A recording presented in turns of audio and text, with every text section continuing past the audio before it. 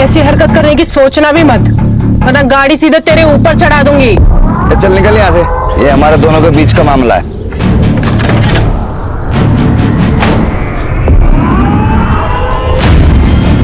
ये हमारे भी बीच का मामला है।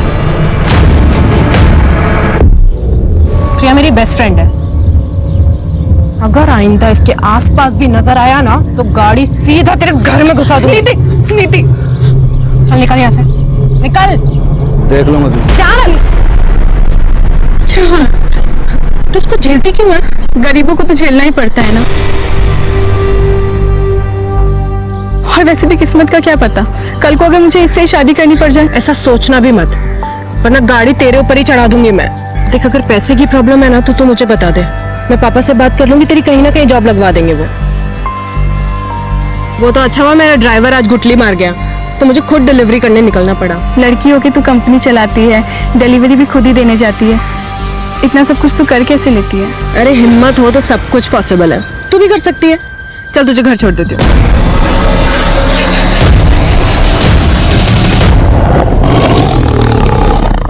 बहुत पुरानी कहावत है, गरीब पैदा होना आपकी गलती नहीं है, लेकिन गरीब मरना आपकी विफलता है। नमस्कार, मैं सोनाली कुलकर्णी आपका स्वागत करती हूँ क्राइम पेट्रोल के इस नए अध्याय में। आजादी के इतने सालों बाद आज भी गरीबी हमारे देश की सबसे बड़ी समस्याओं में से एक है। आज का हमारा एपिसोड भी ऐसे ही एक गरीबी और चाहत से जुड़े गुनाह की एक कहानी है। 21वीं सदी के 2 दशक बीत जाने के बाद आज भी लोग अपनी चाहत को हासिल करने के लिए शॉर्टकट्स ढूंढ रहे हैं। इच्छा रखना और उसे पाने के लिए कोशिश हमेशा करनी चाहिए, लेकिन फर्क तो सिर्फ इस बात का है कि आप किस माइंडसेट के साथ आगे बढ़ रहे हैं। अपने पापा को बुलाइए, मैं लड़कियों से बात नहीं करता, बताऊंगा उन्हें। आप ऐसे पुराने एम्प्लॉय को कंपनी से निकाल नहीं सकती। टेक ओवर के वक्त ये डील हुई थी। डील 3 साल पहले हुई थी एमएन जी, अब कंपनी मैं संभालती हूँ। अगर कोई ड्राइवर महीने में आधे से ज्यादा दिन काम पर नहीं आएगा तो वो बाहर जाएगा, और अगर आगे से आपने ऐसे किसी इंसान का पक्ष लिया है ना तो आप भी बाहर जाएंगे। बहुत बड़ी गलती की है मेरे पापा ने जो आपको ये बिजनेस बेचा।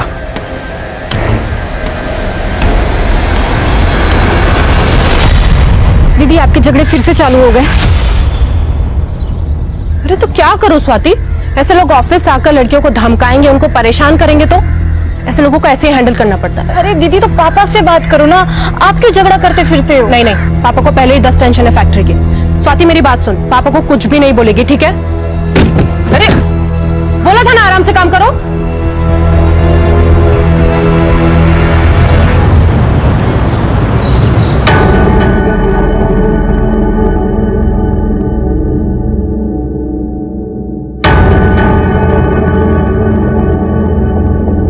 नीति, ट्रांसपोर्ट ऑफिस में क्या हुआ है?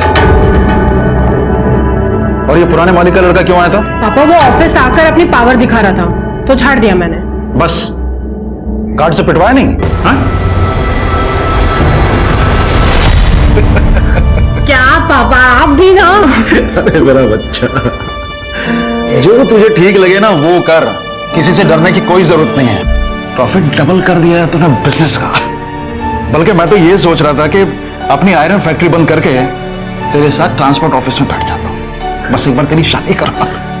पापा ये शादी, अरे रुक ना बेटा, ये देख कुछ फोटोग्राफ्स आए। अरे देख तो सही, इनमें से तेरे बिजनेस के साथ किसी को कोई भी प्रॉब्लम नहीं है। ये लड़के वड़के देखना नहीं होता मुझसे, एंड आई नो आप मेरे लिए जो चुनोगे बेस्ट चुनोगे।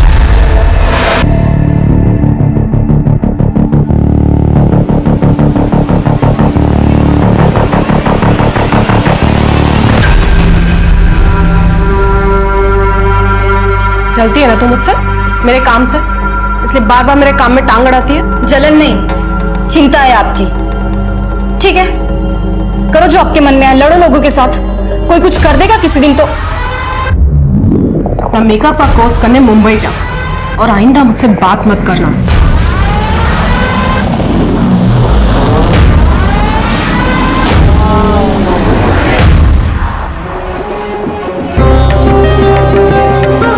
अरे स्वाति बेटा, नीति को जल्दी से ले आओ, शादी का मुहूर्त हो रहा है। पापा।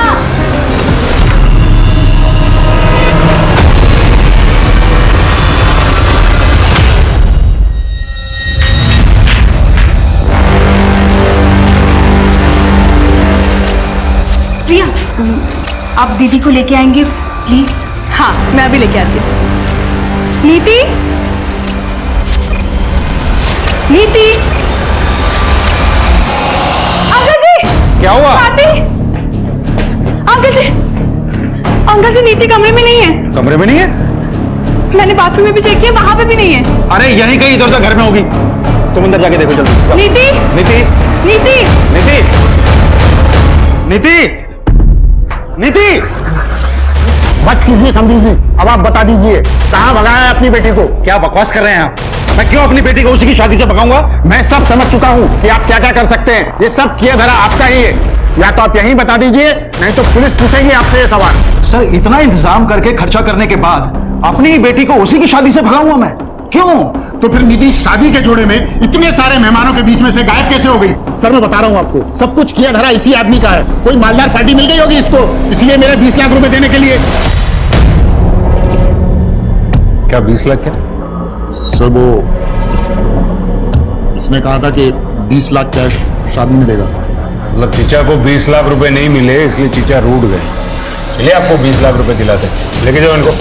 सर सर सर सर एक minute sir, sir sir cash है, नीति के कमरे के बाजू वाले कमरे में रखा है सर, लॉकर में। और समझी जी, आप गलत इल्जाम लगा रहे हैं हमारे ऊपर। कैसे बाप है आप? एक और बेटी को बिजनेस शुरू करके देते और फिर दूसरी ओर ये दहेज।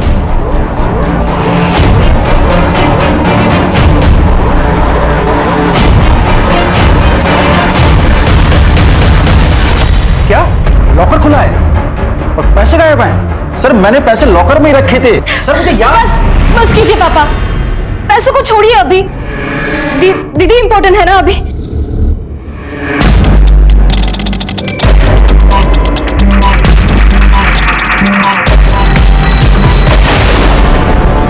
देखिए, नीति बिजनेस करती है और जाहिर है कि बिजनेस में राइवल्स तो होंगी, तो उसका किसी के साथ कोई झगड़ा या फिर किसी पर आपको कोई शक? हेमंत हो सकता है, या फिर वो प्रिया का आशिक अभय। अभय और हेमंत वाली बात तो पुरानी हो गई है। तू ब्यूटी पार्लर के कोर्स के लिए मुंबई चली गई थी, तुझे कुछ नहीं पता है। सर, वो आए दिन नंदू टेरिस पर आ जाता था। नंदू? जी, नीति के लिए उसका रिश्ता आया था। बताया गया था कि वो डॉक्टर है, लेकिन बाद में पता चला कि वो किसी अस्पताल में छोटी सी जॉब करता है, सिर्फ 30,000 रुपए कमाता है। तो मैंने रिश्ता कैंसिल कर दिया। इसी बात को लेकर पूरी फैमिली झगड़ा करने आती थी, और खास करके वो नंदू। तो क्या करता? नीति के पापा उससे बात तक नहीं करने देते थे, इसलिए एक दफा बात करने के लिए टेरेस के थ्रू गया था। लेकिन इसका ये मतलब नहीं होता ना कि मैं नीति को उठा कर लेके जाऊंगा। मेरे हॉस्पिटल में मेरे बारे में पूछताछ कर लीजिए। आज तक किसी के घर में डाका डालने की नौबत नहीं आई नंदेश शर्मा की। मैं नीति जितना नीच नहीं हूं सर कि बिजनेस के लिए इस हद तक गिर जाऊंगा। आप किसी से भी पूछ लीजिए, उस रात मैं अपने घर पे था और ये जो उसकी हरकतें थी ना, ये तो होना ही था उसके साथ। हाँ, मैं गया था वहां पे। नीति के बगल में ही मेरे चाचा जी रहते हैं, उनकी लड़की का बर्थडे है आज, इसलिए गया था। अरे साहब, कुछ करना होता ना तो 6 महीने पहले कर देता। 6 महीने इंतजार क्यों करूंगा? वैसे भी मेरी और प्रिया की शादी होने वाली है। पर प्रिया तो तुम्हें पसंद ही नहीं करती है ना? साहब, प्रिया तो मुझे हमेशा से पसंद करती थी, और वो नीति है जो उसको मेरे खिलाफ भड़काती रहती है। एक नंबर की चालाक लड़की है।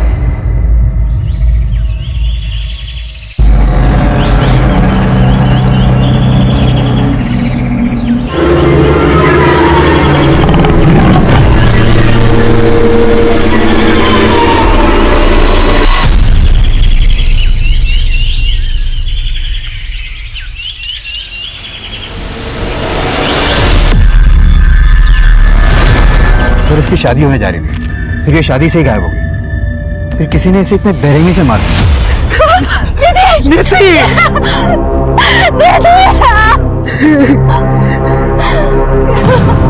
किसने किया? गहने कहाँ गए? सब 14-15 लाख से ऊपर के गहने थे।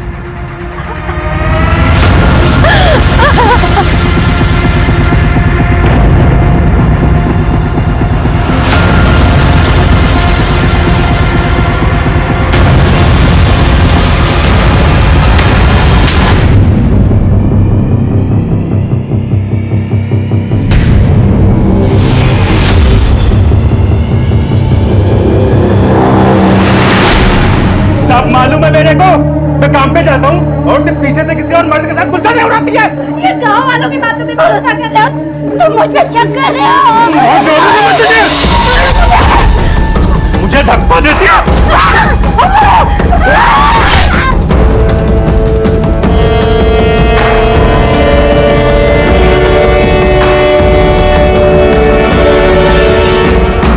वो आशिक तेरी माँ को मार के भाग गया। सुन, जब हम बाहर थे वो खिड़की के रास्ते से घर में घुसा, कुल्हाड़ी से तेरी माँ को मारा और भाग गया। यही बोलेगा तू टेंशन मत ले, मैं सब ठीक कर दूंगा, ठीक है?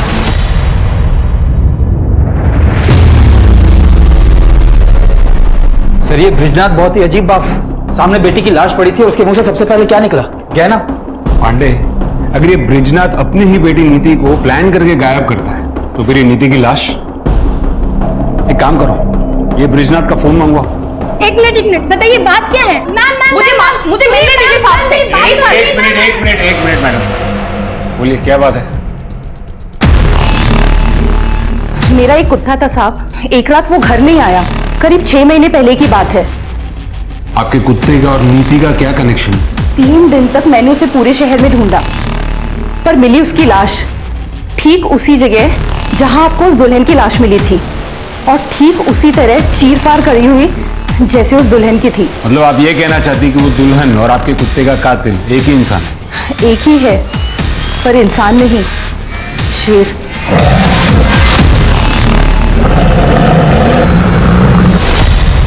मैडम इस जंगल में सियार तक नहीं है, शेर? मुझे मालूम था आप लोग ऐसे नहीं मानेंगे, इसीलिए। 1 मिनट। जीतू इधर आ। साहब ये जीतू है, वो रामदीन सिंह है ना, उसकी वर्कशॉप में काम करता था, जहां वो लकड़ी और रद्दी का काम होता है। अभी 3 महीने पहले इसने नौकरी छोड़ी है। जीतू पता ना साहब को, तूने उस दिन क्या देखा था? बता, डर मत, बता। साहब उस रात ना बहुत बारिश हो रही थी, इसलिए मैं ना कारखाने में रुक गया था, और जब बारिश बंद हुई ना तो मैंने बड़े से जानवर की परछाई देखी। मतलब रात के अंधेरे में तूने परछाई देख ली? हाँ साहब, मतलब मेरा कि मैंने एक बड़े से जानवर को वहां से जाते हुए देखा। मैं इतना डर गया था ना, पूरी रात में कारखाने में रुका, और उसके बाद मैंने कुत्ते की चीख सुनी। बेटा बारिश तो बहुत हुई थी ना उस रात, है ना? तो जमीन तो गीली हो गई होगी, तो दूसरे दिन सवेरे तुझे शेर के पंजों के निशान नहीं दिखे? बोल। कुछ भी हो जाए आप लोग तो मानेंगे नहीं, क्योंकि शेर को पकड़ना तो आप लोगों की बस में है नहीं। जीतू चल, इन्हें बोलने का कोई फायदा नहीं, ये हमारी बात पे विश्वास नहीं करेंगे। सर ये रिपोर्ट आ गया। हाँ, ये क्या नया ट्रैक है पांडे? शेर? सर ये सरिता जी अकेली रहती हैं तो शायद मनगढ़ंत कहानियां बनाती होंगी। सर मेन प्रॉब्लम तो यहाँ है फॉरेंसिक रिपोर्ट में। हमें टेरेस पे जो ब्लड मिला था वो लड़की का है ही नहीं। तो हमारे किसी सस्पेक्ट का होगा। नंदू और बाकी सस्पेक्ट से मैच करवाओ। जी सर।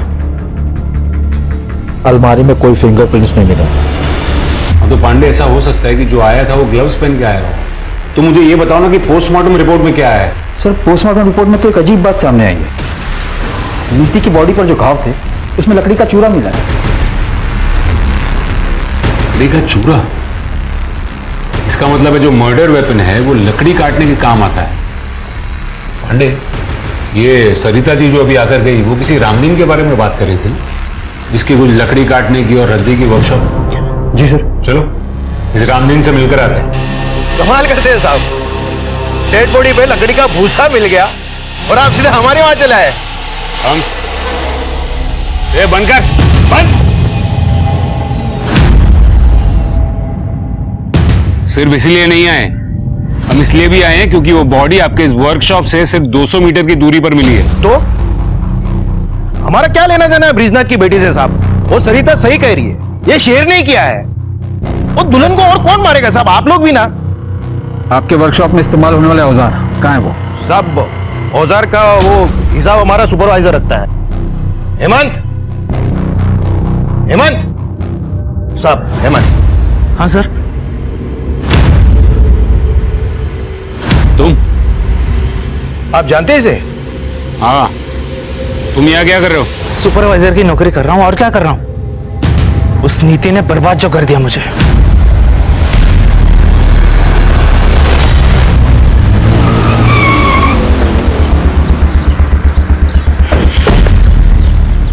पांडे, ये हेमंत जितना सीधा दिखता है उतना सीधा लगता नहीं है। पर सर हमने पता तो किया था, हेमंत के कॉल रिकॉर्ड के हिसाब से उस रात वो अपने घर पर ही था। और तो और आईपी भी चेक किया उसका, वो उस वक्त ऑनलाइन कुछ वीडियोस देख रहा था। सर वैसे कॉल रिकॉर्ड से एक बात याद आई। क्या? जब मैं कॉल रिकॉर्ड चेक कर रहा था तो उसमें से मुझे सर मेरी बहन नीति के कातिल का कुछ पता चला क्या? ऐसे कैसे कोई घर में घुसकर दीदी को गायब कर सकता है? आप तसल्ली रखिए, हम इन्वेस्टिगेशन कर रहे हैं। ऐसे कैसे तसल्ली रखूं? छोटा सा झगड़ा क्या हो गया? दीदी ने मुझसे बात ही करनी बंद कर दी थी, इसलिए मुझे कुछ पता ही नहीं चला कि यहाँ पे क्या हो रहा है। आप प्लीज हमें बताइए कि पिछले 1-1.5 महीने से नीति का फोन इनएक्टिव क्यों था? इनएक्टिव? सर ऐसे कैसे हो सकता है? दीदी को तो बहुत सारे कॉल आते थे ऑफिस के काम से। हमने उनके ऑफिस में भी पता किया, वो उस दौरान ऑफिस जाती ही नहीं थी। सर दीदी बीमारी तक में ऑफिस मिस नहीं करती थी। सर ये कॉल रिकॉर्ड आपको देखनी चाहिए। उस दिन अगर तुम अपना बर्थडे घर पर मना रहे थे तो तुम्हारे फोन की लोकेशन जंगल में क्यों दिखा रही थी? क्या सर सिर्फ उसी दिन का चेक किए? कुछ दिन पहले का चेक करते तो हर दिन का लोकेशन आपको वही मिलता। रनिंग करने जाता हूं डेली। पिछले 2 सालों में 5 मैराथन भाग चुका हूं मैं। अगले महीने मुंबई में मैराथन होने वाली है, उसी के लिए प्रिपरेशंस कर रहा हूं। उस दिन हंगामे के बाद थोड़ा मूड ऑफ हो गया था, इसके लिए रनिंग करने निकल गया। देखो ये रनिंग, ये मैराथन, ये सब बकवास छोड़ो और सच सच बोलो। सर क्या प्रूफ है आपके पास कि मैं झूठ बोल रहा हूँ? अरे साहब से मिलना है। अरे रुको साहब, इस शहर में शेर घूम रहा है, हमें खबर मिली है। आप क्या कर रहे हैं साहब? क्या आप इंतजार कर रहे हैं कि हमें और हमारे बच्चे को खा जाए साहब? देखिए ये एक अफवाह है, जंगल में कोई शेर नहीं है। लेकिन सरिता जी अपने लोकल न्यूज चैनल पे बता रही है साहब कि शेर है। मैंने खुद सुनी थी शेर की दहाड़ उस दिन लकड़ी की वर्कशॉप के पास, पर पुलिस तो कभी ये मानेगी नहीं। सर अगर सच में ही शेर हुआ तो? कमाल कर रहे हो पांडे, मतलब 10 साल से शेर उस जंगल में है और अब अचानक उसे भूख लगी। पांडे मुझे टेंशन तो इन लोगों की हो रही है। आज तो जैसे तैसे भगा दिया, लेकिन डर फैल रहा है शहर में। पांडे अपने शहर में एक प्रोफेसर शेखर है, ये जंगल वगैरह में रिसर्च करते हैं। हाँ सर, उसे जंगल का चप्पा चप्पा पता है। उनको बुला के लेके आओ। शहर के लोगों को उनकी बात पर बहुत भरोसा है। अगर वो कहेंगे ना कि शेर नहीं है तो शायद लोग मान जाएंगे। जी सर।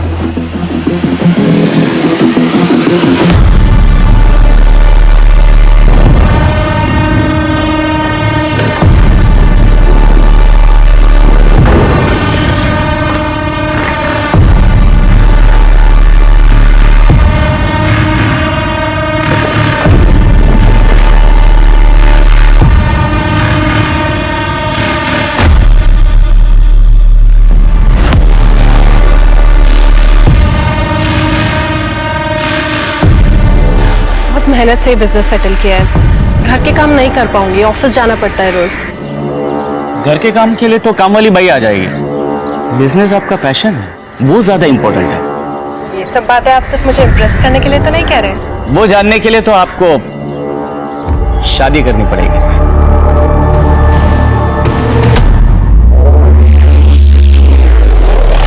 दस साल से चल रही है शेर की कहानी। एक सर्कस कंपनी आई थी, उनके पास शेर तो था नहीं, लेकिन उन्होंने पूरे शहर में ढिंडोरा पीट दिया कि शेर का खेल दिखाएंगे। और इवेंट वाले दिन उन्होंने कह दिया कि शेर जंगल में भाग गया। तब से लोगों को लगता है कि जंगल में शेर है।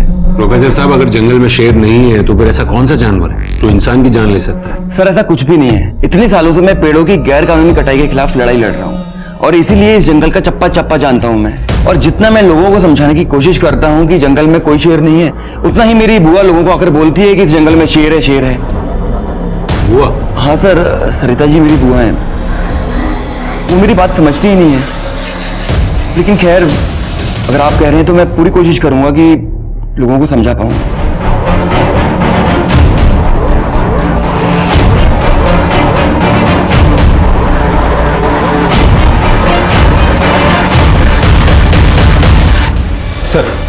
सर ये ब्रिजनाथ सीधा आदमी नहीं, ये तो लगा था, पर इतना घटिया आदमी होगा ये नहीं सोचा था। ये देखिए उसके फोन से क्या हुआ।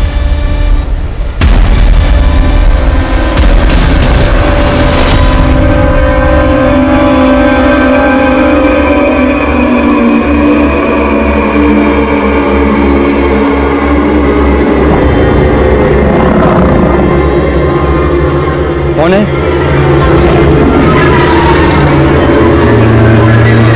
कौन है?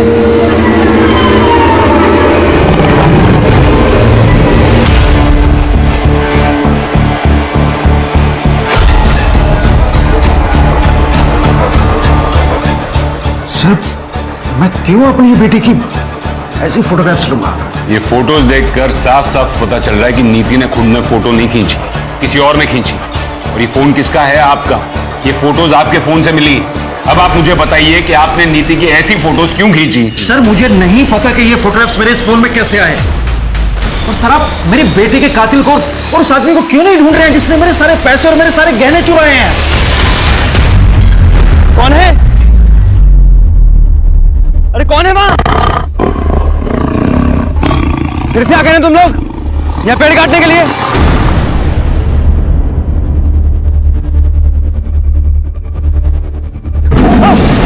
बचाओ! बचाओ! कोई है!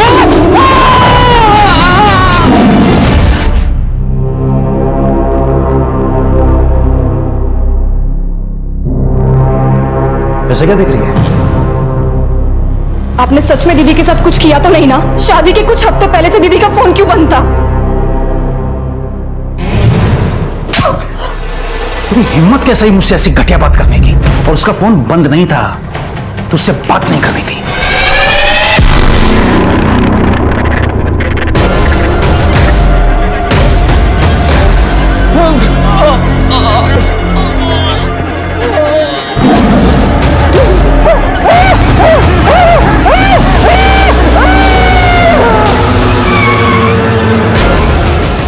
पांडे, ये ब्रिजनाथ के बारे में A to Z सब पता करो, पूरी कुंडली निकालो उसकी। जी सर। बिल्कुल वैसे ही मारा है। ये शेर का ही काम लग रहा है भाई। पक्का शेर का काम है ये। जंगल में पेड़ों की बेहिसाब कटाई और नेचर के साथ होती छेड़खानी के कारण आजकल जंगली जानवरों का इंसानों पर हमला करना आम बात है। कुछ ऐसा ही यहाँ भी हो रहा था। गांव के लोगों ने तो इस बात को मान लिया था कि इन सब हत्याओं के पीछे शेर है, लेकिन पुलिस अब भी इस बात को मानने के लिए राजी नहीं थी। क्या सच में ऐसा हो सकता है कि जिस खूनी को पुलिस ढूंढ रही थी वो एक इंसान नहीं बल्कि एक आदमखोर शेर है? आना।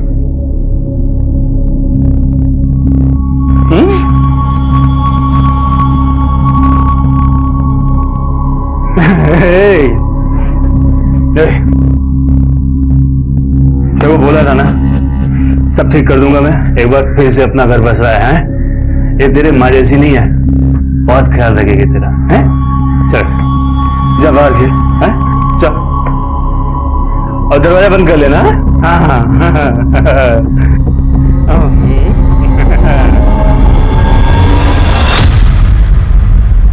सर, बॉडी की कंडीशन देख के तो लग रहा है कि यह किसी जंगली जानवर का काम है। देखिए डॉक्टर, मुझे आपसे ये शेर वाली कहानी नहीं सुननी। मुझे ये बताइए, अगर किसी इंसान ने मारा हो तो कैसे मारा होगा? तो सर, उसके लिए दो हथियारों का इस्तेमाल एक ही साथ हुआ है। एक कुछ हथौड़ी जैसा और दूसरा धारदार औजार। ठीक है सर, दुल्हन की बॉडी पर से जेवर गायब थे। अब ये काम शेर का तो नहीं हो सकता ना? पर सर, शेखर की बॉडी पर ना जेवर थे ना पैसे, फिर कोई आदमी उसे क्यों मारेगा? सर, कहीं सच में कोई शेर तो नहीं जो जंगल से नदी पार करके इस तरफ आया हो? पांडे, नदी के पार जंगल नहीं गांव है, और फोकस शेर पे नहीं इस पे करो। 3 साल पहले शेखर ने रामदीन के खिलाफ इलीगल पेड़ की कटिंग को लेकर कंप्लेन दर्ज की थी। मतलब रामदीन के पास शेखर को मारने का मोटिव था, लेकिन उसने अपने वर्कशॉप के पास ही क्यों मारा? सवाल ये नहीं है पांडे, सवाल ये है कि रामदीन ने शेखर को मारने में 3 साल क्यों लगा दिए? या फिर ऐसा हो सकता है कि नीति और शेखर ने रामदीन को एक साथ देख लिया हो पेड़ काटते हुए। सर, इस रामदीन को उठा लो। नहीं, अभी नहीं, फिलहाल उसके खिलाफ सबूत इकट्ठा करने होंगे। एक काम करो, रामदीन की पास्ट और प्रेजेंट की पूरी हिस्ट्री निकालो और देखो कोई ऐसा मिलता हो जिसे वर्कशॉप के अंदर की सारी डिटेल्स पता हो। सर, वो जीतू था ना जो रामदीन की वर्कशॉप में काम करता था? मैं कह रहा था मैं नहीं आ पाऊंगा इस बार त्योहार पे। यहाँ पे एक अजीब सा मर्डर का केस आया है। पर भैया देखो ना, कुछ हो सकता हो तो। नहीं हो पाएगा, एक दुल्हन का मर्डर हुआ है ना, वो भी बड़ी अजीब तरीके से, पूरा चीर फाड़ दिया उसको। एक दुल्हन के मर्डर का केस हमारे थाने में भी आया था कुछ 1 साल पहले, सेम वैसे तरीके से उसे भी चीर फाड़ दिया गया था और आज तक ये केस सॉल्व नहीं हो पाया। शेर की बात ही हो रही। सर मेरा भाई श्याम मेरे गांव पालिका का कांस्टेबल है। तो सर उसके थाने में भी सेम केस आया था जो अभी तक सॉल्व नहीं हुआ है। सर शेर का तो पता नहीं, लेकिन मर्डर जो है लगभग सेम तरीके से ही हुआ है। और सर जिसका मर्डर हुआ था ना, वो एक दुल्हन ही थी। कब हुआ था ये? और उस केस की और कोई डिटेल्स हैं? सर करीब 1 साल पहले की बात होगी, लेकिन सर दुल्हन की आइडेंटिटी अभी क्लियर नहीं हुई है। ठीक है, वहां के ऑफिसर से बात करवाओ। जी सर। साहब वो ब्रिज जी के यहाँ पे ज्यादा पैसे मिल रहे थे मुझे, इसलिए मैं वर्कशॉप पे नौकरी छोड़ दी थी। और वहां पे शेर का भी तो खतरा था ना साहब। मेरे सामने शेर की बात मत करना, समझा? अच्छा मुझे बता कि तेरे वर्कशॉप पे कोई अक्सर रामदीन को मिलने आता था क्या? हाँ, हफ्ते में 1 दिन उनसे कोई तो मिलने आता था। उस दिन सबके जाने के बाद साहब वर्कशॉप में अकेले रुकते थे। साहब उस दिन मैं अपना झोला भूल गया था, इसलिए वापस लेने गया था। क्या कर रहा है तू इधर? मेरी छुट्टी हो गई ना? साहब मेरा झोला भूल गया था मैं यहाँ पे।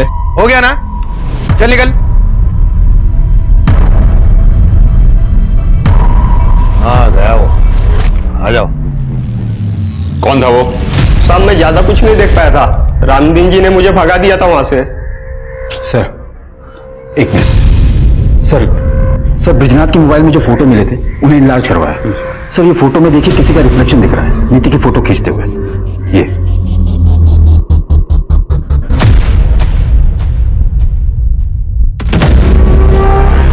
सर ये तो सुलभा है। सुलभा? हमारी नौकरानी। सुलभा? सुलभा! जी साहब।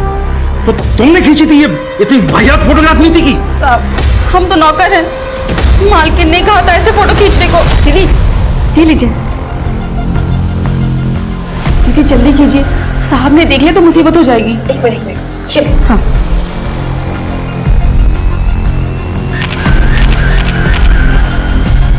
पर दीदी के पास खुद का अपना फोन था, तो पापा के फोन से क्यों खिंचवाएंगी? मालिक ने 1.5 महीने पहले फोन छीन लिया था। छीन लिया था? ये घर में क्या चल रहा था पापा? कुछ नहीं चल रहा था। मैं आपकी थोड़ी मदद कर देता हूं।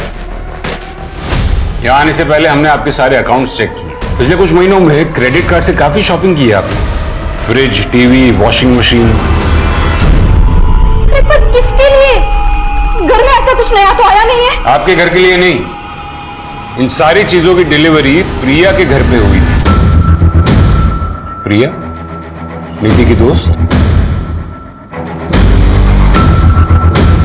अब आप कुछ बताएंगे या फिर बाकी की कहानी मैं प्रिया से पूछ लूं? क्या करती सर, घर में खाने तक को पैसे नहीं थे और फिर ब्रिज जी मुझे मिले। नीति ने मुझे बताया तुम्हारे बारे में। मैं मदद कर सकता हूं तुम्हारी, लेकिन बदले में तुम्हें भी तो कुछ करना पड़ेगा।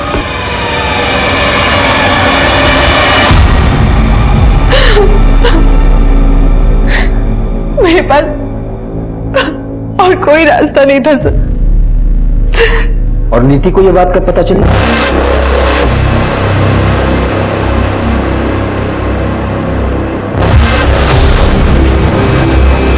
पापा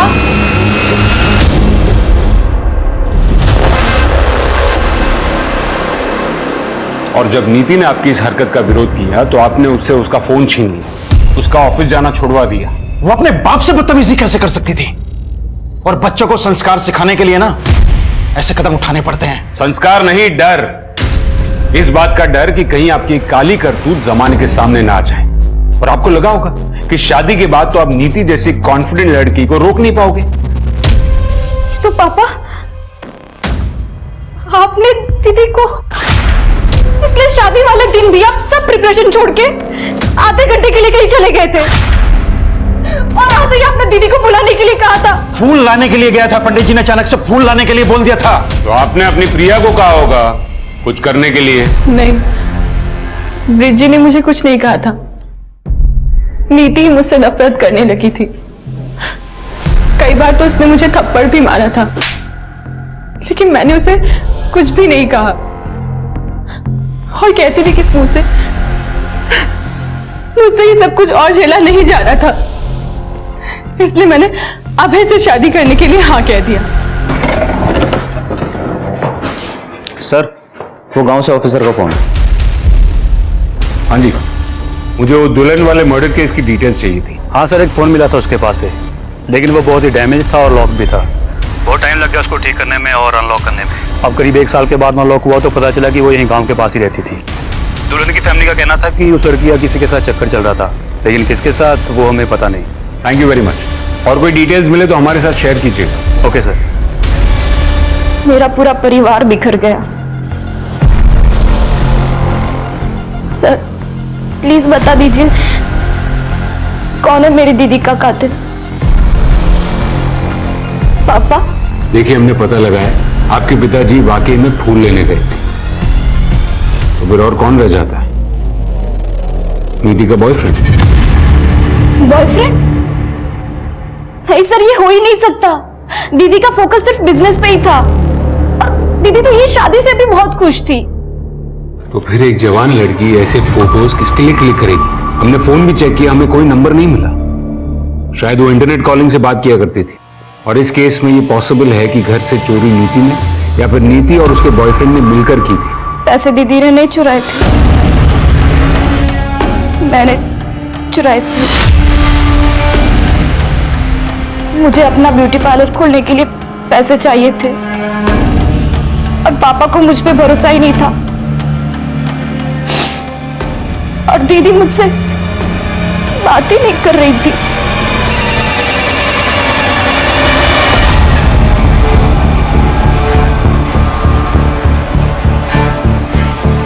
सर, माधुरी के बॉयफ्रेंड का पता चल गया है।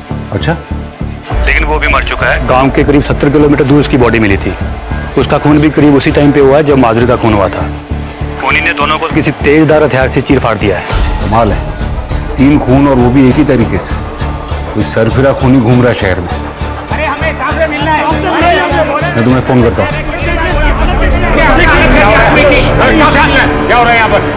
देखिए साहब, ये आपकी लापरवाही का नतीजा। शेर ने तो इसे लगभग मार ही डाला। तो आप इसे यहाँ पर क्यों लेकर आए? पहले हॉस्पिटल लेकर जाइए। नहीं, जब तक आप शेर को नहीं पकड़ेंगे हम यहाँ से नहीं जाने। बस तुम बताओ क्या हुआ था? साहब, मैं जंगल से काफी दूर था और अचानक से पता नहीं कहा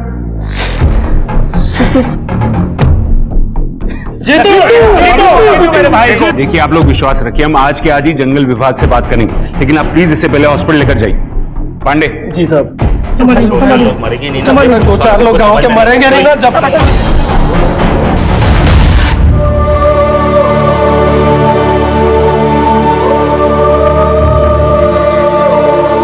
दीदी मुझसे बात नहीं कर रही थी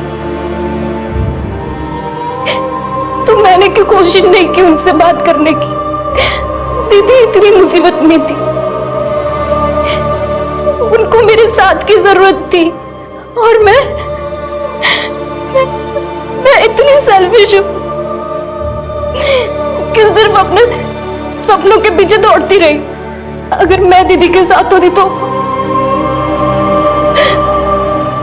आज दीदी मेरे साथ थी।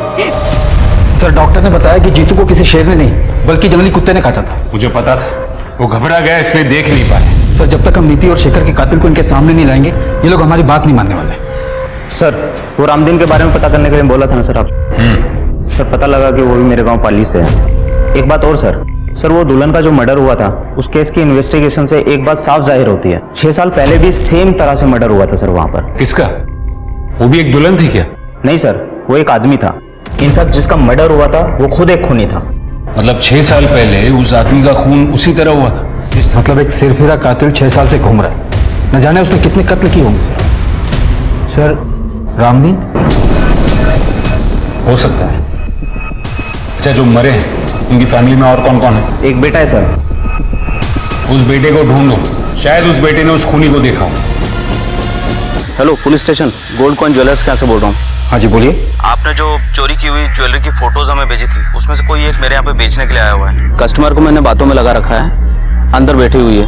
आप लोग थोड़ा जल्दी आइए, वैसे भी बच्ची है। वो नेकलेस मेरा नहीं है, वो नंदू भैया का है।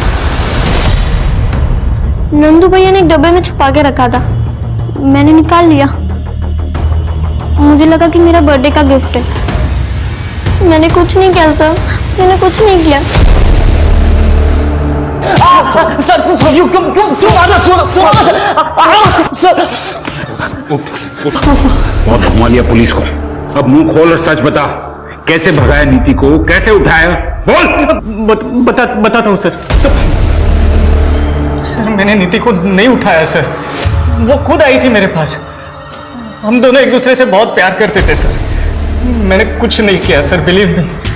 लेकिन जब उसके पापा ने मेरा और नीति का रिश्ता तोड़ दिया तो मैंने तो उम्मीद ही छोड़ दी थी। लेकिन एक दिन खुद नीति ने मुझे फोन किया था, ये कुछ 3-4 महीने पहले, और उसी के बाद हम लोग छुप छुप कर मिलने लगे थे सर। और वो खुद अपने फोटो तुझे भेजती थी?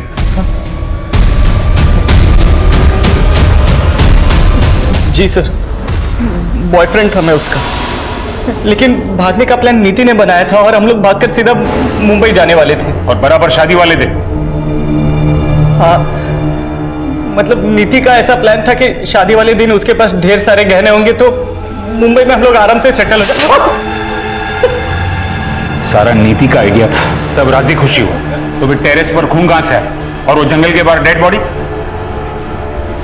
जंगल में डेड बॉडी का तो नहीं पता सर, लेकिन वो टेरेस पे खून वाला प्लान मेरा था। हॉस्पिटल से मैं ब्लड सैंपल्स लेकर आया था और मेरे ही कहने पर नीति ने खुद वो ब्लड टेरेस पे डाला था सर। एक्चुअली मेरा और नीति का उस दिन जंगल में मिलने का प्लान था। नीति अरे कहाँ हो यार तुम? नीति तो नहीं मिली, लेकिन उधर झाड़ियों में उसका पड़ा हुआ नेकलेस मिला सर।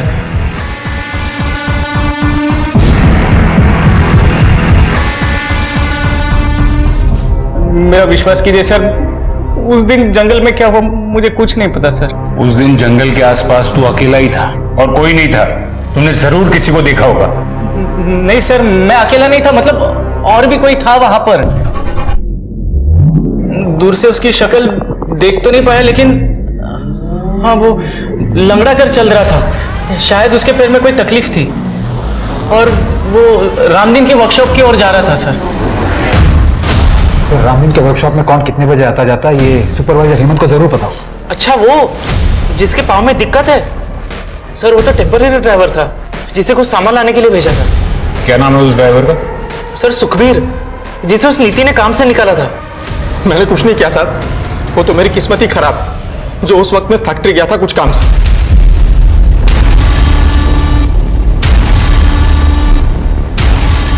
ये ब्रेसलेट तुम्हारा है? हाँ सर। नया लिया? हाँ सर। पुराना कहाँ है? पुराना मैं दिखाता हूं। ये तुम्हारा ही है ना?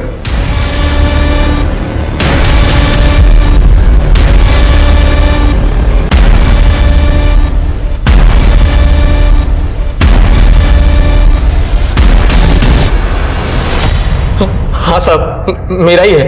वो पुराना ढीला हो गया था ना, तो गिर गया होगा शायद। अच्छा, और वो भी वहीं पर गिरा जहां पर नीति की लाश मिली थी? भगवान की कसम साहब, उस वक्त कोई बॉडी नहीं थी वहां पे। हम गरीब छोटे लोग हैं ना साहब, इसलिए सब हमें ही परेशान करते। वहां बड़े लोग क्या नहीं करते, कोई कुछ नहीं बोलता उनको। वो रामदीन सिंह। हाँ गया वो, आ जाओ। वो औरत, उसको देखा मैंने उसके साथ, वो शेर शेर करते फिरती है ना शहर में, वही औरत। सरिता? हाँ हाँ वही सरिता। मतलब सरिता और रामदीन? मतलब पेड़ों की कटाई नहीं, आप दोनों के बीच जो रिश्ता है वो छुपाने की कोशिश कर रहे थे। नीति और शेखर ने आपको सरिता जी के साथ देख लिया था उससे, इसलिए आपने उन दोनों को। सर लेकिन एक बात समझ में नहीं आई, दूसरे शहर जाकर उस दुल्हन को और उसके बॉयफ्रेंड को क्यों मारा आपने? अरे साहब ये क्या कह रहे हैं आप? सर हमने किसी को भी नहीं मारा है साहब। जब तक सब कुछ सच सच नहीं बता देते तब तक यहां से बाहर जाने नहीं दूंगा मैं।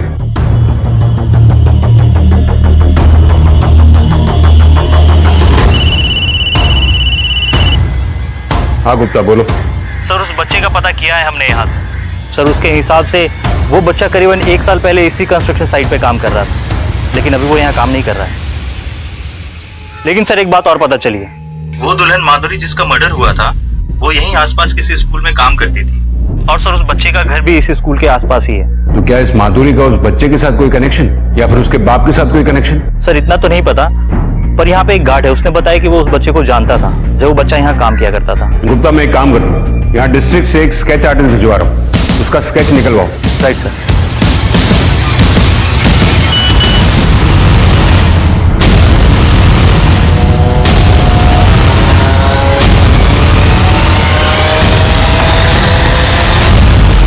अरे साहब हमें क्यों बंद करके रखा? हमने कुछ नहीं किया साहब, हम कह रहे हैं ना साहब। एक बात बताओ, तुम्हारे वर्कशॉप में जो जो काम करते हैं या करते थे, उनमें से तुम्हारे गांव पाली से कौन था? यही है वो? हाँ सर यही है वो।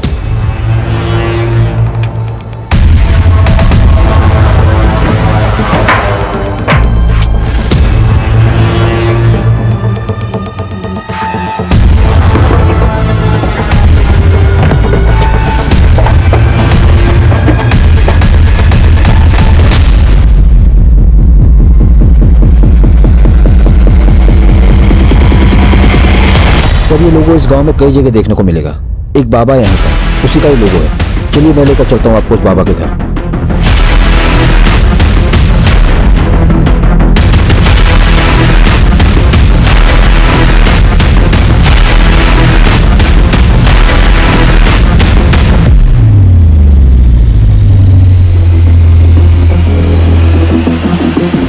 तुझे रामदीन ने इसीलिए काम पे रखा था ना, क्योंकि तू उसके गांव से है?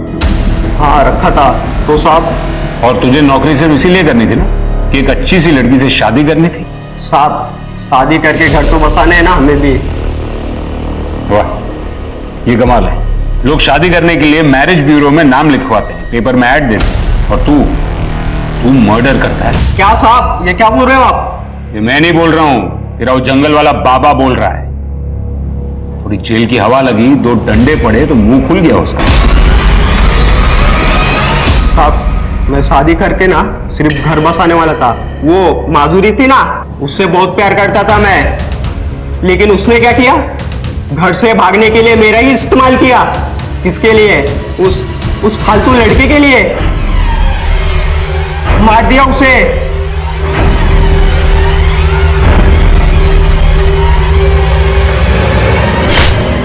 उसके बाद उसके यार को भी। हाँ मैं घर से जल्दी निकलकर जंगल में तुम्हारा वेट करूंगी।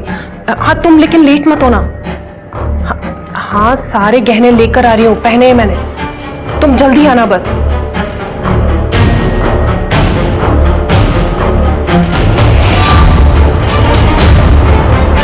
नीति ने क्या किया था, उसको क्यों मारा? बाबा ने कहा बलि दो सफलता मिलेगी। फिर बाबा ने मुझे बताया कुछ पाने के लिए बलिदान देना पड़ता है, बलि देनी पड़ती है। एक जानवर, एक लड़की को मारकर तुझे सफलता मिली, और शेखर उसकी बलि क्यों दी?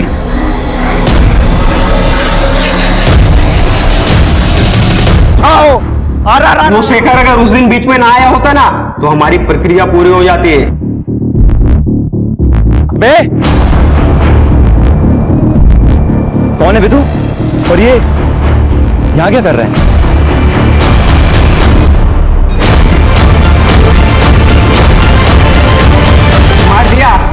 मार दिया उसको भी। और तेरे माँ बाप, उनको क्यों मारा? मेरी माँ को मेरे बाप ने मारा।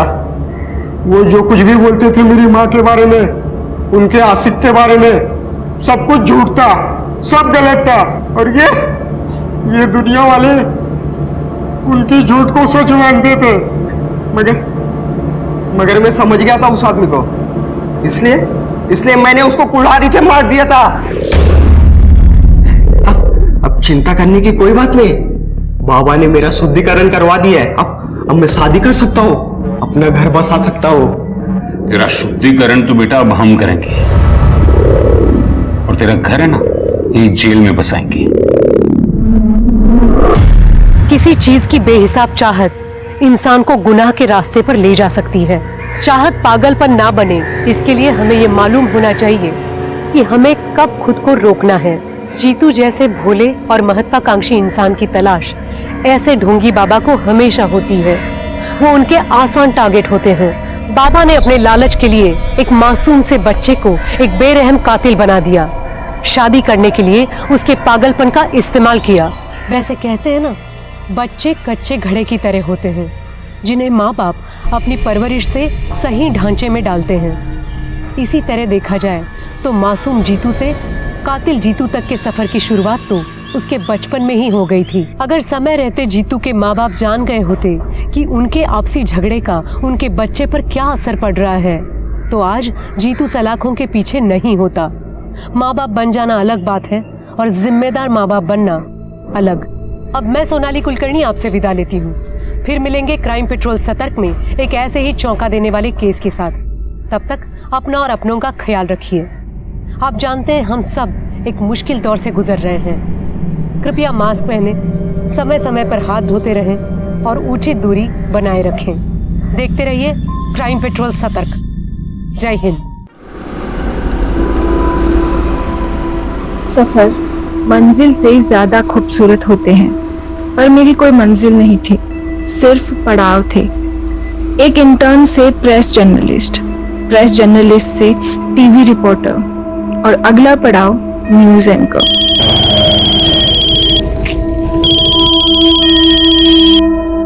हेलो रजनी, यार अभी तक रिपोर्ट नहीं भेजी तुमने मुझे। 15 मिनट में लाइव जाने वाला हूँ। सर, अगर वो रिपोर्ट ऑन एयर हो गई तो मेरी अगली रिपोर्ट बेकार हो जाएगी। बेकार हो जाएगी मतलब? सर, एक नई अपडेट है। मेरे हाथ उस डकैत की कुंडली लगी है। व्हाट? डकैत की कुंडली? ये तो किसी दानव की कुंडली प्रतीत होती है किसकी ये कुंडली? वही तो आपसे जानने आई हूँ पंडित जी। जिसकी ये कुंडली है उसका नाम कौन से अक्षर से शुरू होता है? मिथुन राशि, उसका नाम क से शुरू होगा, लेकिन वो कभी भी अपने असली नाम से नहीं पहचाना जाएगा। ऐसा क्यों पंडित जी? क्योंकि वो केतु की परछाई है। केतु समझती हो ना, बिना मुंह वाली छाया। और जिसकी ये कुंडली है उसका मुंह उसकी माँ भी नहीं देख पाई होगी, जन्म देते ही मर गई होगी। और जो उसका मुंह एक बार देख ले, सोचो उसने मौत देख ली। मौत की परछाई है वो।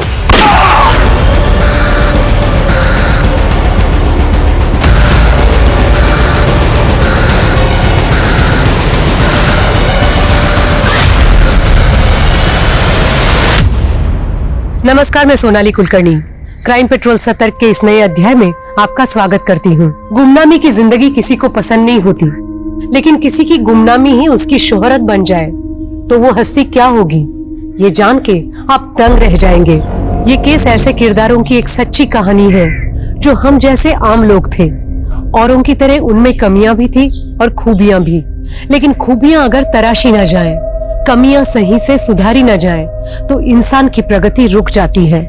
उसका व्यक्तित्व एक रुके हुए पानी के जैसा हो जाता है। जो सड़ने लगे तो गुनाहों के ऐसे अंकुर फूटते हैं जिसमें सिर्फ एक व्यक्तित्व नहीं बल्कि पूरे के पूरे समाज का विध्वंस हो जाता है।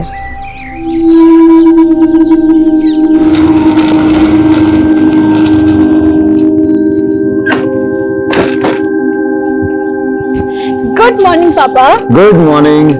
कल सुबह निकली थी तू और आज सुबह लौट रही है। मेरे पापा, आप तो मेरा काम जानते हो ना कि कैसा है। हाँ, सब जानता हूँ। दिन भर इधर उधर धक्के खा के खतरे मोल लेती रहती है। पापा।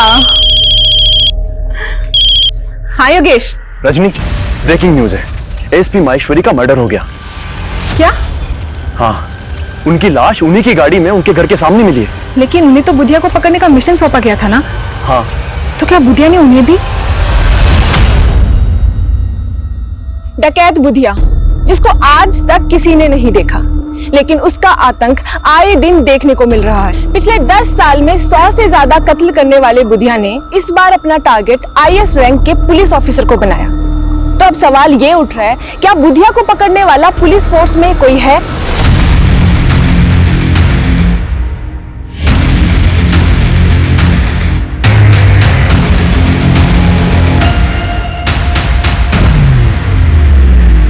ये हमारे मिशन का नाम होगा, मिशन परछाई। अब तक बुधिया नाम की परछाई को पकड़ने के लिए 6 मिशन फेल हो चुके हैं और अफसोस की बात 6th मिशन तो शुरू होने से पहले ही खत्म हो गया था।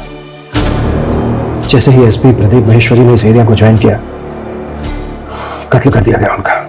या सर, महेश्वरी सर की गाड़ी का ड्राइवर दर्शन भी गायब है सर। मर्डर से एक दिन पहले महेश्वरी सर अपनी टीम को ब्रीफ देने के लिए सुबह 7 बजे अपने घर से निकले थे, पर वो मीटिंग में पहुंच ही नहीं पाए। एम्बैरेसिंग तो ये है सर कि अपने डिपार्टमेंट में ये रूमर उड़ रहा था कि बुधिया के डर से महेश्वरी सर कहीं गायब हो गए। What rubbish. महेश्वरी बैचमेट था मेरा, अच्छे से जानता हूं महेश्वरी को। एनीवे, हमें महेश्वरी के ड्राइवर दर्शन के गायब होने की कहानी भी पता करनी हो सकता है सर ये बुधिया का इन्फॉर्मर हो। As we all know, Budhia के डर से अपने डिपार्टमेंट के कई लोग इन्फॉर्मेशन लीक कर देते हैं। इसलिए मैंने डीआईजी सर से बात करके इस मिशन के लिए कुछ सेलेक्टेड ऑफिसर रखे हैं। क्या अपडेट है बाकी सर? सर वो जतिन और रमेश ने अचानक सिक लीव ले ली। जानता हूं। अब तक 6 मिशन में 16 पुलिस वाले मारे जा चुके हैं। आई नो, हम अपने लिए नहीं बल्कि अपने परिवार के लिए कंसर्न होते हैं। Anyway, इस मिशन के लिए हमें सिर्फ और सिर्फ वो पुलिस वाले चाहिए जो अपने परिवार को भूलकर इस मिशन में शामिल हो। कब तक आ रहे हैं सर? 1 घंटे में रिपोर्टिंग कर देंगे सर। तब तक उस कांस्टेबल को बुलाओ जो महेश्वरी के घर पर सिक्योरिटी पर तैनात था। सर।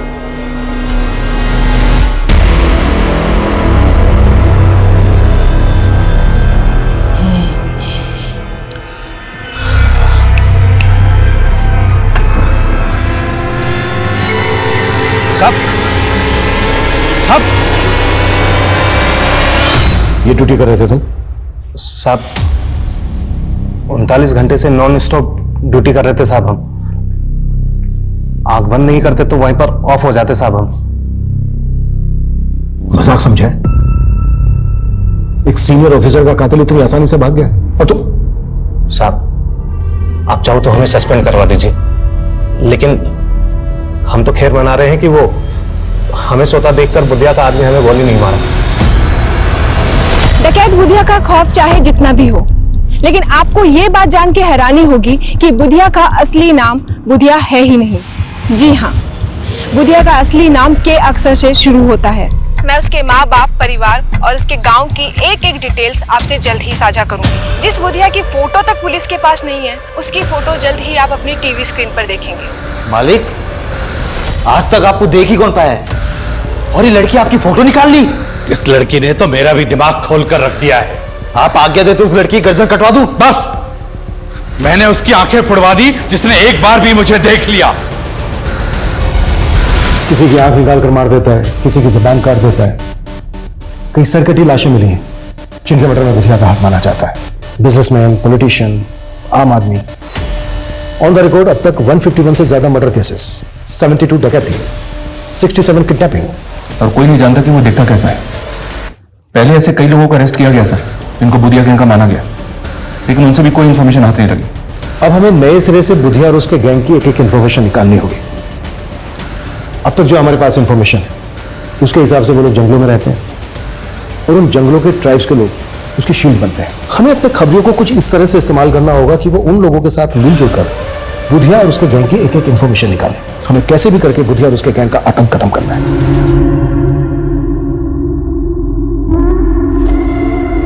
मालिक का फोन है, बात करेंगे। जी जी मालिक। वो रिपोर्टर क्या बोल रही है? टीवी स्क्रीन पर मेरा फोटो होगा? नहीं मालिक, ये न्यूज वाले तो मसाला भेजते हैं। आपको आज तक कोई देख पाया भला? पर मैं उस रिपोर्टर को देखना चाहता हूँ। बड़ी खूबसूरत है वो। रजनी, तू आजकल बहुत बुधिया बुधिया कर रही है, देख संभाल के। कहीं ऐसा ना हो तेरे न्यूज एंकर बनने से पहले वो तुझे मरवा दे। तो मेरी फिक्र छोड़ दे, और रही बात न्यूज एंकर बनने की, तो तू सोच ले मैं न्यूज एंकर बन गई। बन गई मतलब ये, मेरे ऊपर एक बहुत बड़े आदमी का हाथ है और उसी की वजह से मेरे पास दूसरे चैनल से ऑफर आया। मतलब अपनी प्रोफेशनल जोड़ी अब टूटने वाली है। चल वो छोड़, ये बता कि अपनी शादी के बारे में क्या ख्याल है? अरे शादी करने की फुर्सत किसे है यार। अच्छा चल, मुझे निकलना है, मैं जाती हूँ। रजनी, अपनी ड्रिंक तो खत्म कर यार। मेरी पार्टी कहीं और है।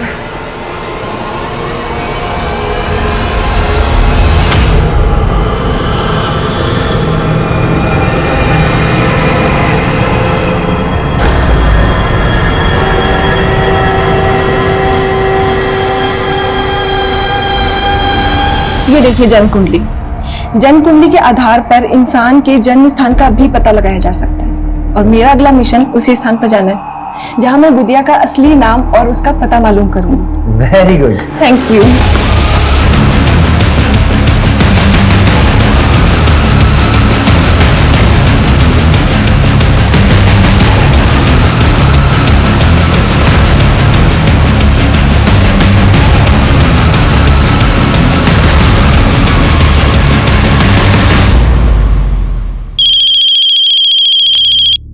सर एक मिनट। मेकअप।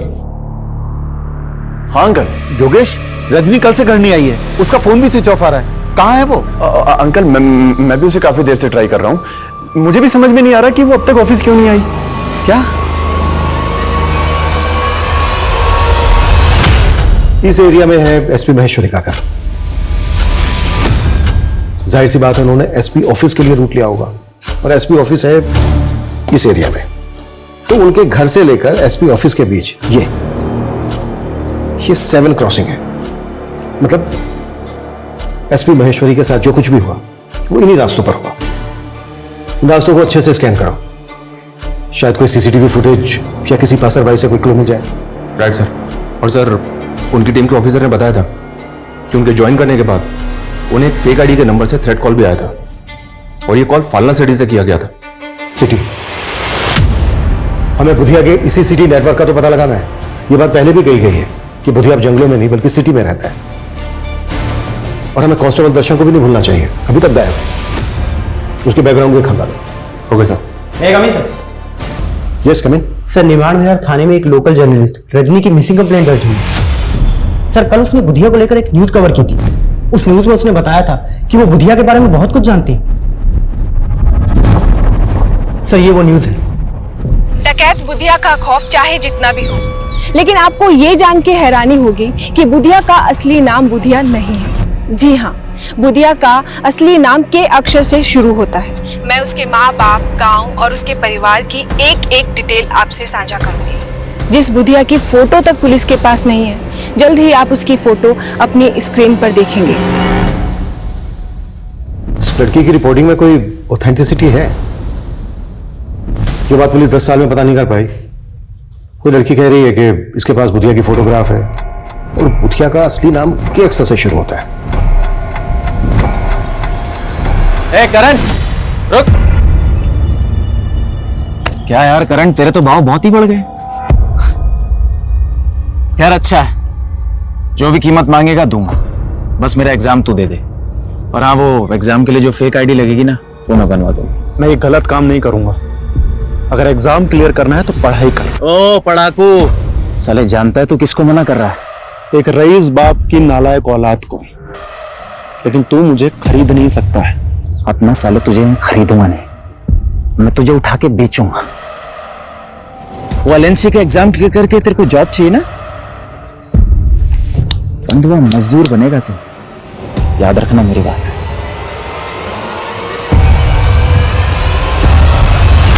सर, मुझे नहीं मालूम रजनी डकैत बुधिया को लेकर क्या जानती थी क्या नहीं।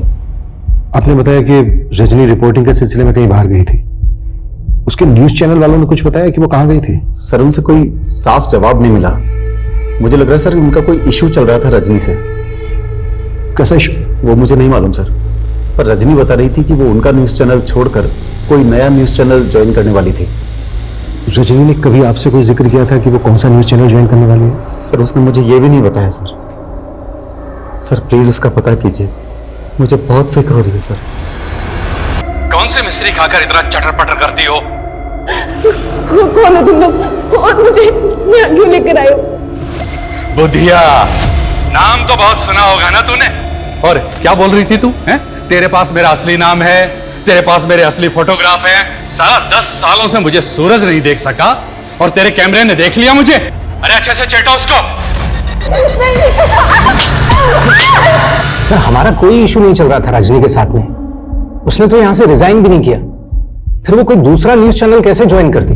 और आपके चैनल पे जो बुधिया को लेकर इतनी न्यूज चल रही है वो सर, रजनी ने जो कुछ कहा था उसके प्रूफ्स थे उसके पास में। वो काफी टाइम से लगी हुई थी बुधिया के बारे में इंफॉर्मेशन गैदर करने में और सारे प्रूफ्स मुझे देने भी वाली थी। फिर अचानक से उसके गायब हो जाने का पता चला। आप मानते हैं कि रजनी की बातों में सच्चाई है? हाँ सर, उसका तो ये भी कहना था कि बुधिया का असली नाम बुधिया नहीं है, कुछ और है, और वो किसी शहर में रहता है अपनी फैमिली के साथ में, जिसका शायद उसने पता लगा लिया था।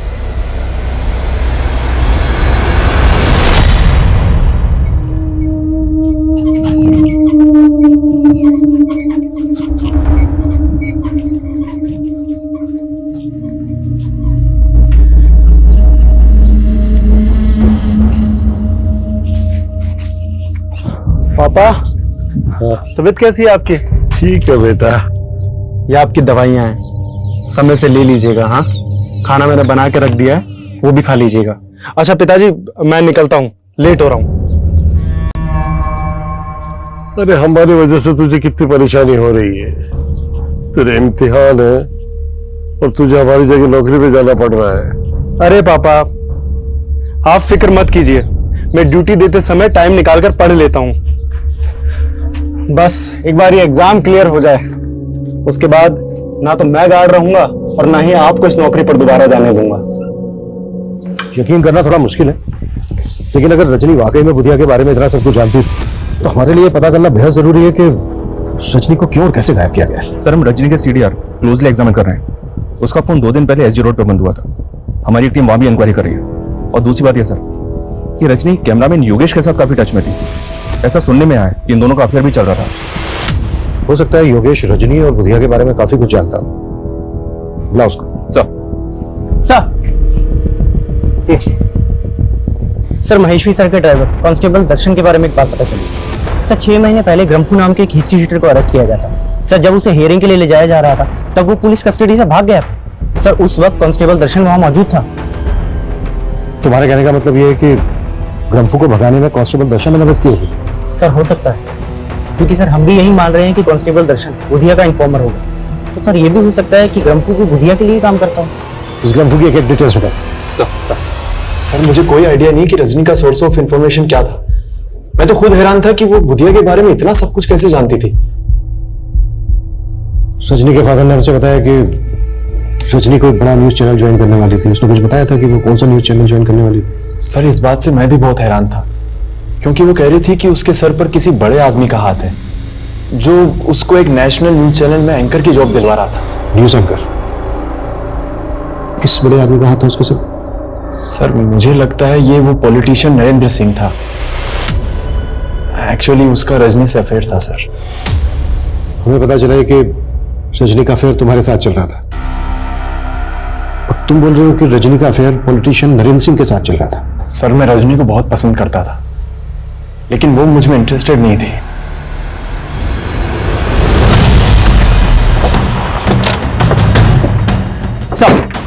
सर, इसी एरिया में रजनी का फोन बंद हुआ था।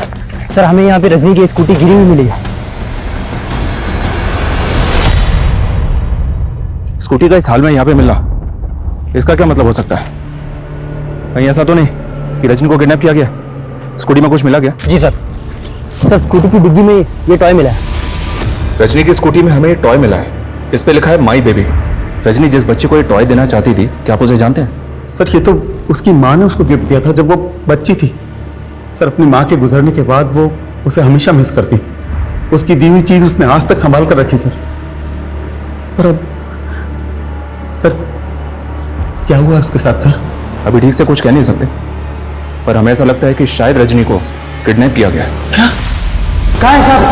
कहाँ है? ये इधर है, ये मेरी तरफ आ रहा है। प्लीज मुझे बचाओ। साहब, इधर है साहब। कहाँ है? मुझे काट लेगा। प्लीज मुझे बचाओ। मेरे पास आ रहा है। प्लीज किधर? मेरे हाथ खोलो। किधर है? वो मुझे काट लेगा। मेरे हाथ खोलो। साहब, वो मुझे काट लेगा। प्लीज मेरे हाथ खोलो। वो आ रहा है। मुझे काट लेगा। कहाँ है साहब? किधर? अगर पकड़ो, फिर पकड़ो उसे। लड़की पकड़, चल चल चल चल, पकड़ पकड़, चल पकड़, रोक।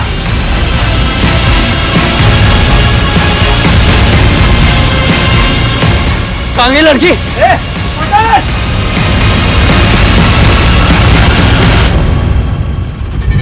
ये वीडियो क्लिप इलेक्शन के टाइम का है सर। रजनी ने इलेक्शन में लीडर नरेंद्र सिंह के खिलाफ काफी अच्छी खासी रिपोर्टिंग की थी, और योगेश बोल रहा है कि इन दोनों का अफेयर चल रहा था। नरेंद्र सिंह के गुंडे पूरे मासूम जनता को डरा धमका के उनके चुनाव चिन्ह दराती पर मुहर लगाने की धमकी दे रहे हैं। उनके नारे सुन के आप चौंक जाएंगे। वो कह रहे हैं, मुहर लगाओ दराती पे वरना गोली चलेगी छाती पे। ये नरेंद्र सिंह है तो काफी दबंग सर। हो सकता है रजनी को इसी ने अगवा करवा दिया हो। सोचा होगा कि सबको लगेगा बुधिया ने रजनी को अगवा किया है। बुधिया और उसका कि अक्षर से शुरू होने वाले असली नाम का कोई कनेक्शन जुड़ा गया? नहीं सर, मैंने बुधिया से जुड़े हर केस की फाइल खंगाली है, लेकिन बुधिया या उससे जुड़े किसी भी ऐसे आदमी का नाम पता नहीं चला है जो केस से शुरू होता है।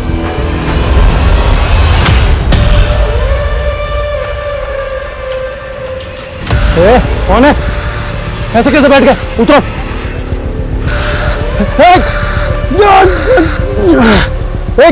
क्या चाहिए तुम्हें? कौन हो?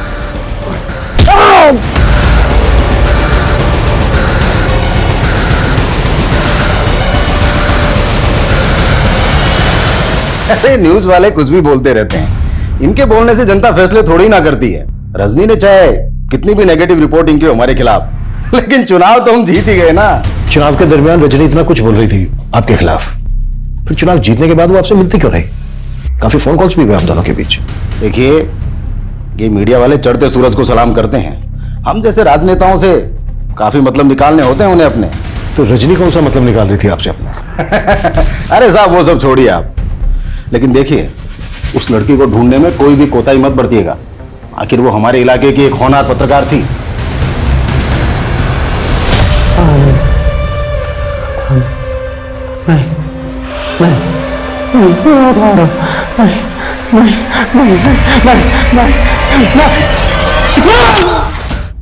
सर, रजनी की स्कूटी यहाँ से थोड़ी दूरी पर मिली थी हमें। हम इंक्वायरी कर रहे थे तो पता चला कि रजनी ने इस होटल में एक रूम बुक करवाया था। 6 तारीख को उसने चेक इन किया और 7 तारीख की सुबह उसने चेकआउट कर दिया, और 8 तारीख की सुबह रजनी के फादर ने उसकी मिसिंग कंप्लेंट फाइल की। सच नहीं है, अकेले आई थी या? चेक इन तो उसने अकेले किया था सर। बाकी हम सीसीटीवी फुटेज चेक कर रहे हैं।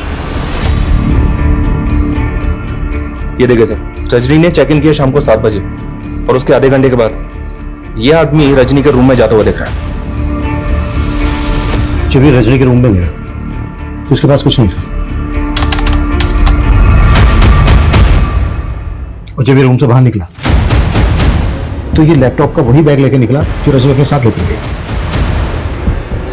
इस आदमी के जाने के तकरीबन 12 घंटे के बाद, यानी कि अगली सुबह, रजनी अपने रूम से बाहर निकली। अरविंद, होटल का जो एंट्री गेट है उस पर जो सीसीटीवी है वो फुटेज दिखाओ।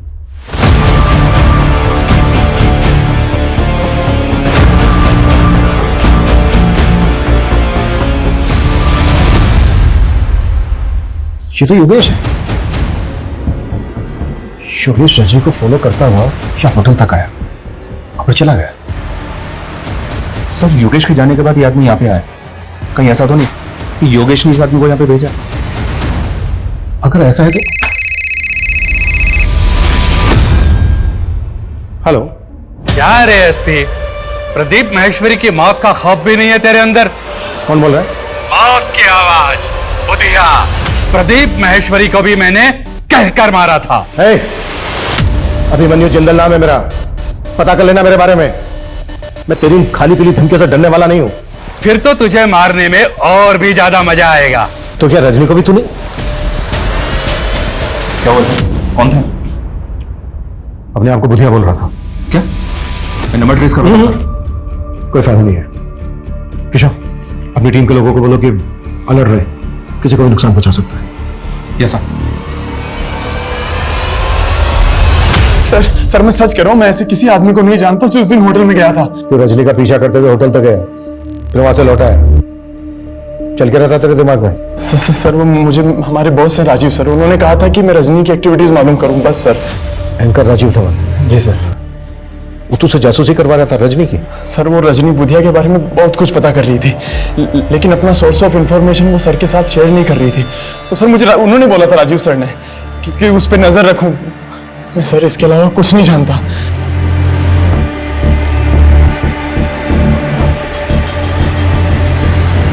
पता करो इस योगेश और राजीव धवन के बीच क्या खिचड़ी पक रही, और उस कैब वाले आदमी के बारे में भी जल्दी बताओ। सर।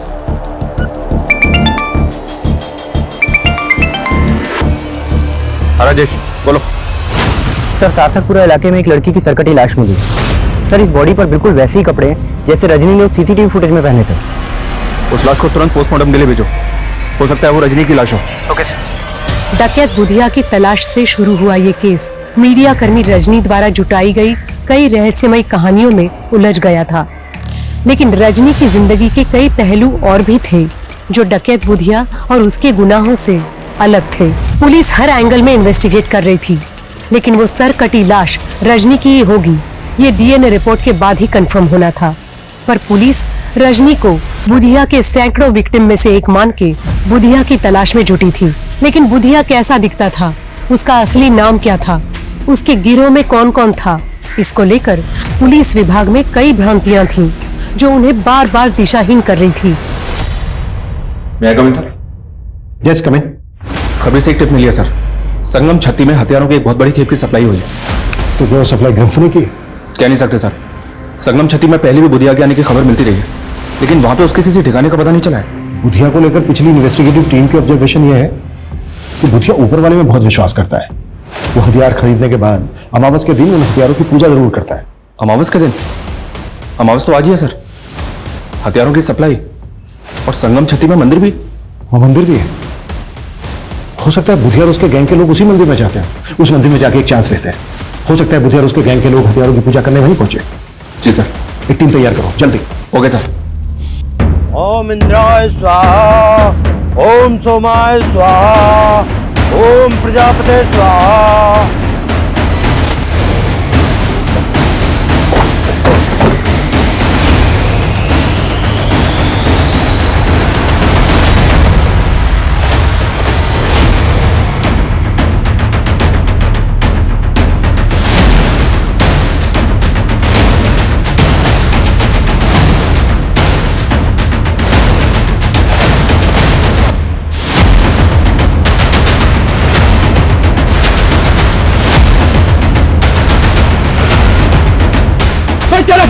कोई चालाकी नहीं करेगा।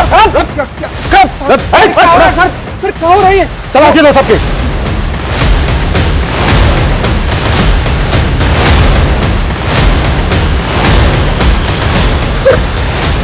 साहब क्या कर रहे हो साहब? साहब ये क्या कर रहे हो साहब? साहब आखिर बात क्या है? ज्यादा ड्रामा मत कर। तुम सबके सब बुधिया गैंग के आदमी हो ना? बुधिया गैंग? ये क्या बात कर रहे हैं सर आप? सर ये पवित्र स्थान है, यहाँ डाकू लुटेरे नहीं आते। तो फिर ये लोग कौन है और पूजा किस नाम से करवा रहे थे आप? सर जजमान का नाम कामराज है और ये इंदौर से पधारे हैं।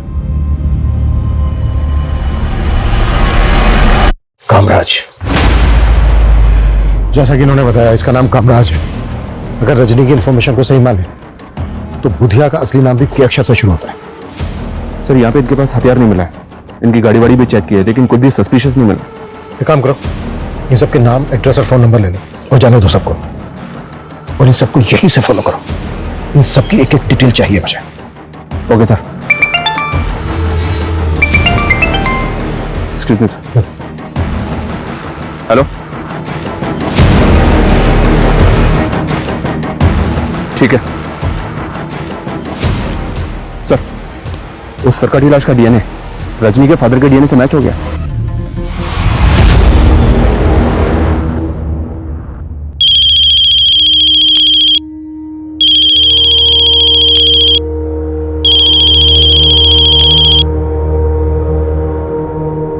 हेलो अंकल, मैं योगेश। मैं जानता हूं आप किस सदमे से गुजर रहे हैं। अंकल एक्चुअली वो राजीव सर रजनी के ऊपर एक स्पेशल शो करना चाहते हैं, तो उसके लिए हम आपका एक एक्सक्लूसिव इंटरव्यू करना चाहते हैं। बस अपनी टीआरपी के लिए तुम मेरा और मेरी बेटी के जज्बातों का मजाक उड़ाओगे? नहीं अंकल, ऐसी बात नहीं है। मैं नफरत है मुझे तुम मीडिया वालों से। तुम्हारी वजह से मैंने अपनी बेटी को खो दिया।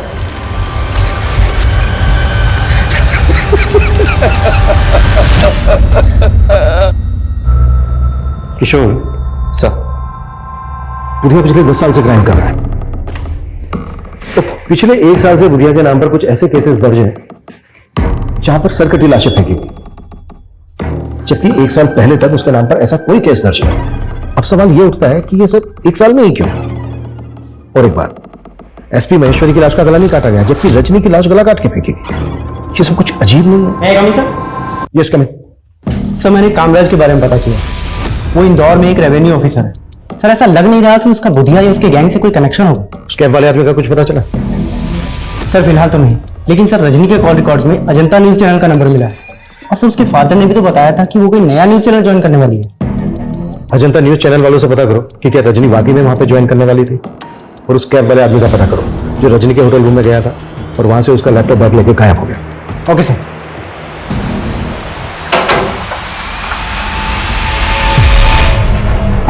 जी मुझे स्टेट एजेंट जितेंद्र ने भेजा है। वो आपका ऊपर वाला फ्लोर का कमरा लेने की बात हुई थी किराए पे। अरे हाँ हाँ, आओगे तो घर दिखा देता हूं। जी जी जी आओ जी, ये कमरा है जी।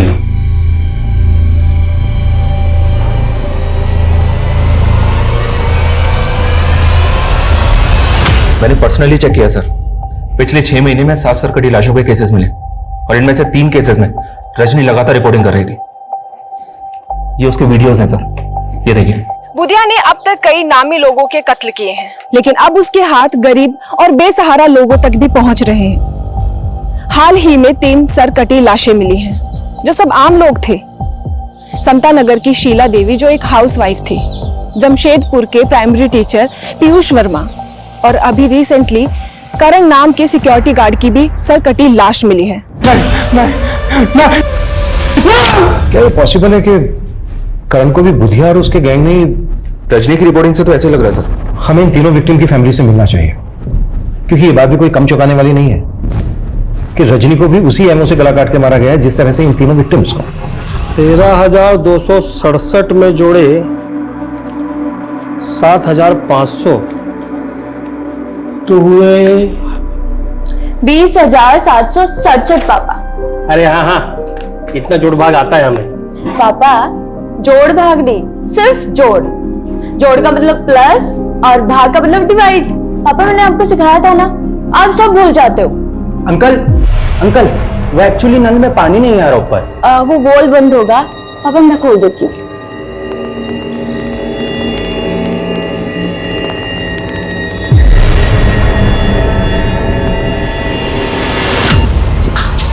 ये क्या कर रहे हैं? संजीव, 2 महीने पहले आपके बेटे की लाश मिली थी। आपने एक रजनी नाम की लड़की को इंटरव्यू दिया था, जिसके बाद उसने कहा कि आपने बुधिया के खौफ में आकर उससे डर कर ये नहीं कहा कि आपके बेटे को बुधिया ने मारा है। नहीं साहब, हमने ना ऐसा कहा, न मैं मेरे बेटा बुधिया को जानते थे। तो लड़की तो बस वही बोली जा रही थी जो उसे बोलना था। साहब हमने उससे बोला भी था कि हमारा बुधिया से कोई वास्ता नहीं, लेकिन उसने ये सब न्यूज में से कटवा दिया था। किस पर शक है आपको सोहन जी? किसने मारा होगा आपके बेटे करण को? साहब मेरी बीमारी के चलते मेरा बेटा करण सोसाइटी के गेट पे गार्ड की नौकरी कर रहा था और उसका सोसाइटी में झगड़ा भी हुआ था। सर गाड़ी पार्किंग में लगा दे। सॉरी सर, ये काम मेरा नहीं है, सोसाइटी ने मुझे सिक्योरिटी के लिए रखा है। अगर मैं चाहूं तो तुझसे अपने जूते साफ करवा सकता हूं। माफ कीजिए सर, अब आप बदतमीजी कर रहे हैं। क्या बोला? मुझे तो लगता है मेरे बेटे को रमेश ने मारा है साहब।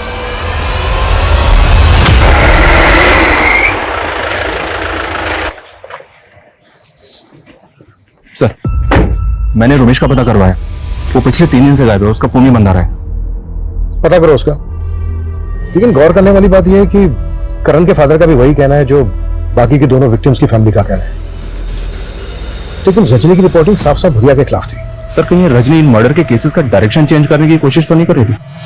उसकी कई महीनों की रिपोर्टिंग बुधिया सेंट्रिक ही थी, और मीडिया ने भी कोई कसर नहीं छोड़ी बुधिया की हवा फैलाने। मतलब सर आप कहना चाहते हैं कि तीनों केसेस अलग अलग हैं? अगर ये तीनों केसेस अलग अलग हैं भी, तो सवाल ये उठता है कि रजनी को उसी एमओ से क्यों मारा जैसे बाकी के तीनों विक्टिम्स को मारा।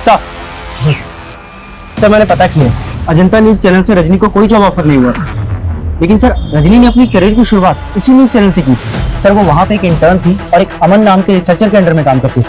सर ये अमन, सर मैं इस अमन से भी मिला, अभी उस न्यूज चैनल में एडिटर है। सर इसकी कदकाठी बिल्कुल वैसी ही है जैसा आदमी हमें कैप पहने उस होटल के सीसीटीवी में दिखाई दिया था। अरे सर मैंने क्या किया सर? नहीं रो, चल ये टी शर्ट और ये कैप पहन, कैट वॉक करवानी है तेरी। मैं कुछ समझा नहीं सर। सब समझ में आ रहा है तेरे। तेरा फोन होटल के उस एरिया में एक्टिव था ना जब रजनी से मिला था तू? इसी तरह की कैप और टी शर्ट पहनी थी ना तूने? सीधे सीधे बोल दे, रजनी के मर्डर से तेरा क्या लेना देना है? सर रजनी का मर्डर मैंने नहीं किया, बल्कि रजनी तो खुद मुझे। क्यों रुक क्यों बीच में? बोल आगे।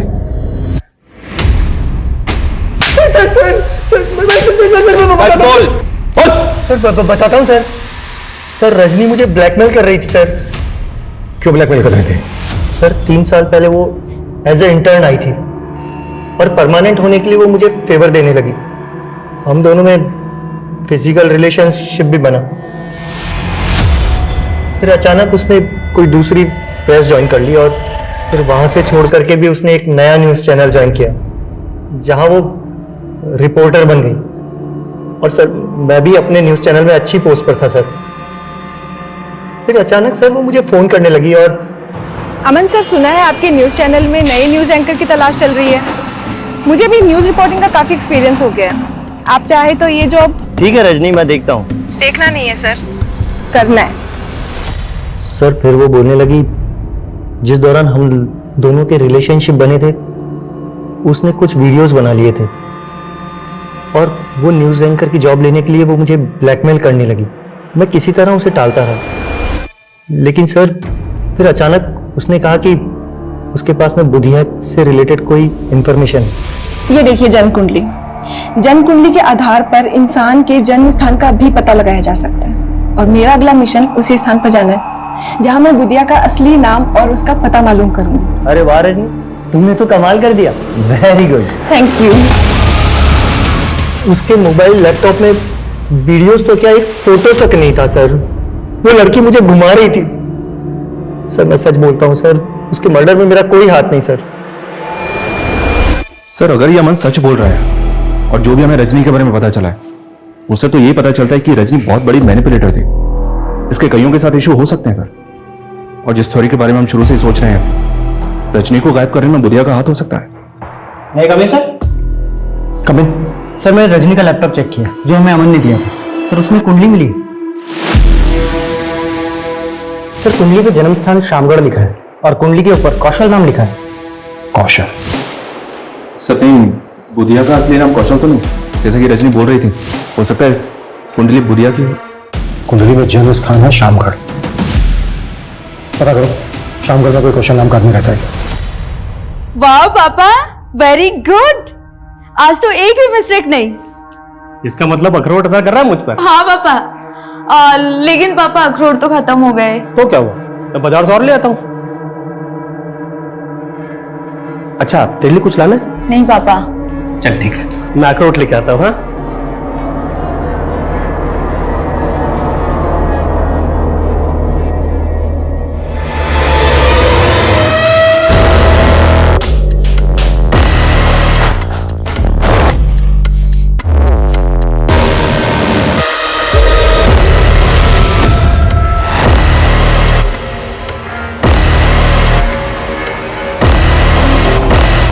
शामगढ़ थाने से इस कौशल का फोटो मिला है जो पिछले 10 साल से एक मर्डर केस में एब्सकॉन्डिंग है। किसके मर्डर केस में एब्सकॉन्डिंग है? जयदूत सिंह। ये पॉलिटिशियन नरेंद्र का मामा था और नरेंद्र का नाना एक ज्योतिष था। रजनी के लैपटॉप में कुंडली के साथ क्या अक्षर लिखा मिला?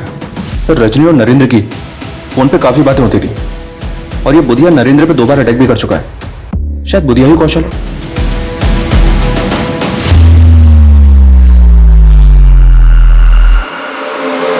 मेरे हाथ में जोर नहीं है क्या? जरा दम लगा। हाँ मालिक। मालिक, यूपी के एक गिरोह से 1100 पिस्तौल का ऑर्डर आया। बहुत फायदे का सौदा है। अगर कौशल ही बुधिया है तो नरेंद्र काफी राज जानता होगा, लेकिन ये राज उठवाए कैसे जाए? क्या बदतमीजी है? बदतमीजी नहीं, पुलिस रेड आई है नेताजी।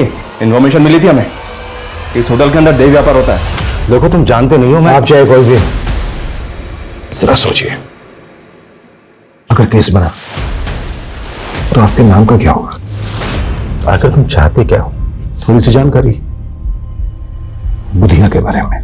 देखिए, कौशल और उसके परिवार से 36 का आंकड़ा था मामा का। मामा अय्याश थे।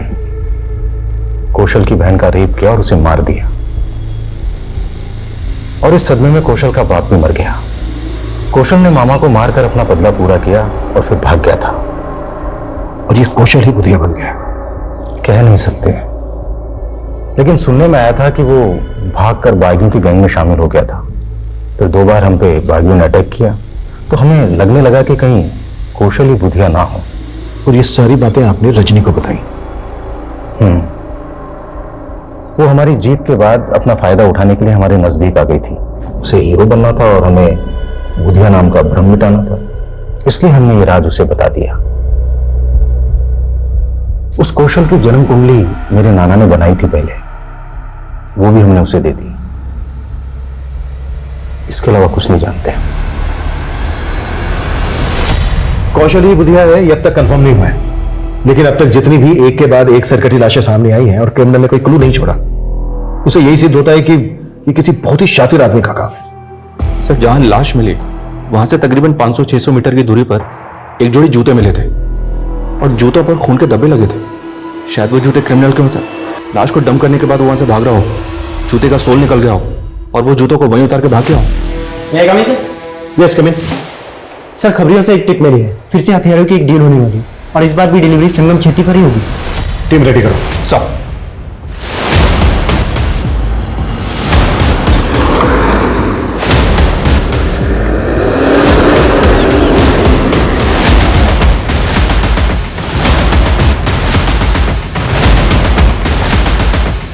माल आ गया? एकदम रेडी है। तो दिखा दे।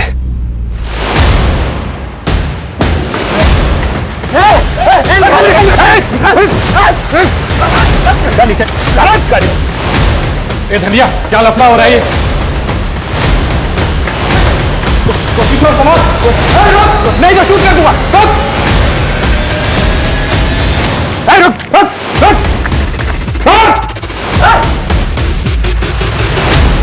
साहब सच कह रहा हूं, मैं बुधिया नहीं हूं। तो बुधिया कहाँ है? बोल। सब बुधिया मर चुका है। सब सच कह रहा हूं, बुधिया मर चुका है। बोल दे सच, नहीं तो तू नहीं बचेगा, ये पक्का है। सब वो साल भर पहले हम लोगों की पुलिस से मुठभेड़ हुई थी, उसमें बुधिया को गोली लग गई थी और हम लोग उसे घायल अवस्था में उठाकर अपने अड्डे पर ले आए थे। पर सब बुधिया मर चुका था, पर सब बुधिया को किसी ने देखा नहीं था, इसलिए मैं उसके नाम को जिंदा रख के उसके नाम से गिरोह चलाने लग गया।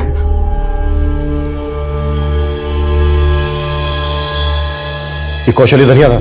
हाँ साहब, यही बुधिया था। सब कौशल का केतु बहुत बलवान था और केतु की पूजा बुध की रात्रि को की जाती है, इसलिए वो अपने आप को बुधिया कहलाने लगा। एसपी प्रदीप महेश्वरी, उनको भी तुम्ही लोगों ने मारा था? हाँ साहब, हमने उनको उठाकर मार डाला।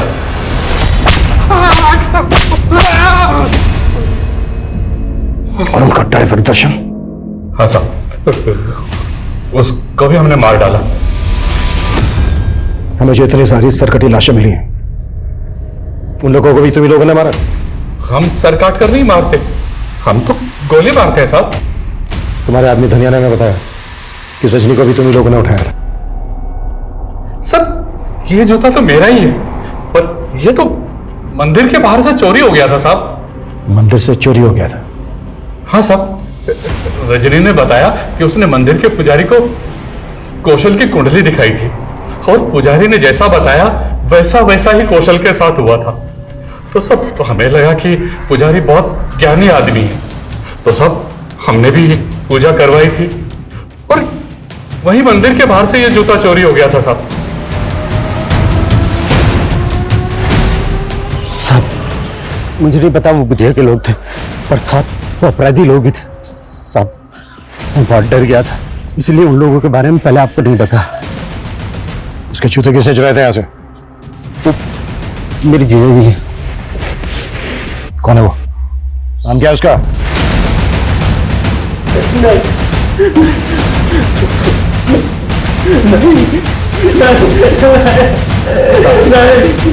मेरी बेटी को फंसाएगा तुझको तो मैं काट डालूंगा।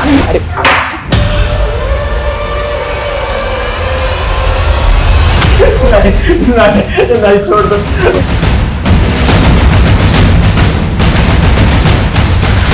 राजेश,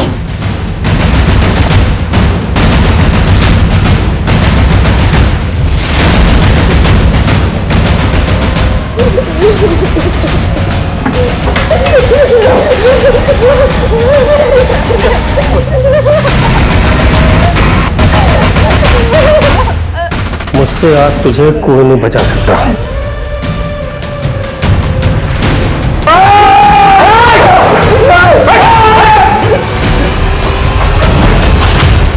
सब कुछ सच सच बोल, अब अभी शुरू से। दिमाग धंसता साहब मेरा, सभी लोग मेरा मजाक उड़ाते हैं और इसके चलते मेरे बाप ने मेरी शादी उस ब्रिज की अपंग बहन से कर दी। मैं झेल लिया था, बीवी मर गई वो भी झेल लिया, लेकिन बेटे की शादी करनी थी साहब। जो भी काम करता घाटा हो जाता, दिमाग लगा ही नहीं पाता था। फिर मैंने अपने साले ब्रिज से उपाय पूछा। नरबली। नरबली? हाँ, नरबली। इसी के बल पर पुराने समय में रंक राजा बन गए। क्या साले साहब, मुझे अंदर करवाओगे क्या? ठीक है, फिर कोई छोटा उपाय कर लो। किसी ज्ञानी ध्यानी पराक्रमी के जूते चुरा कर ले आओ। मैं वशीकरण पूजा से ऐसा करूंगा कि उसके गुण आप में आ जाएंगे। मैं इतना हताश हो गया था साहब कि मैंने सारे उपायों को एक साथ करने का सोच लिया। उन्हें पटाकर अपने अड्डे पे ले आता और उनकी बलि चढ़ा देता साहब। और हाँ, फिर उनकी खोपड़ी का मगज मैं खा लेता साहब। व्हाट? तू लोगों का मगज? हाँ साहब, करण, रजनी, सिद्धि, आकाश और ऐसे बहुत सारे बुद्धिमान और पराक्रमी लोगों का मगज मैंने ही खाया है साहब। अब तक कितने लोगों को शिकार बनाया तूने अपना? जितने जोड़ी जूते मिले हैं होंगे आपको, उतने ही है साहब। रजनी को भी तू नहीं? अरे साहब, वो रिपोर्टिंग कर रही थी मेरे द्वारा मारे गए लोगों के केस की। भले वो कह रही थी कि सबको बुधिया गैंग ने मारा है, लेकिन मैं टेंशन में था साहब। मुझे लगा ये पता लगाते लगाते मुझ तक जरूर पहुंच जाएंगे। फिर एक दिन पता चला कि बुधिया गैंग के लोगों ने उसे अगवा कर लिया। लेकिन एक दिन साहब वो बुधिया गैंग के लोगों को चकमा देकर भागी और आई कहा मेरे साले के शरण में। तू जूते क्यों चुराता था?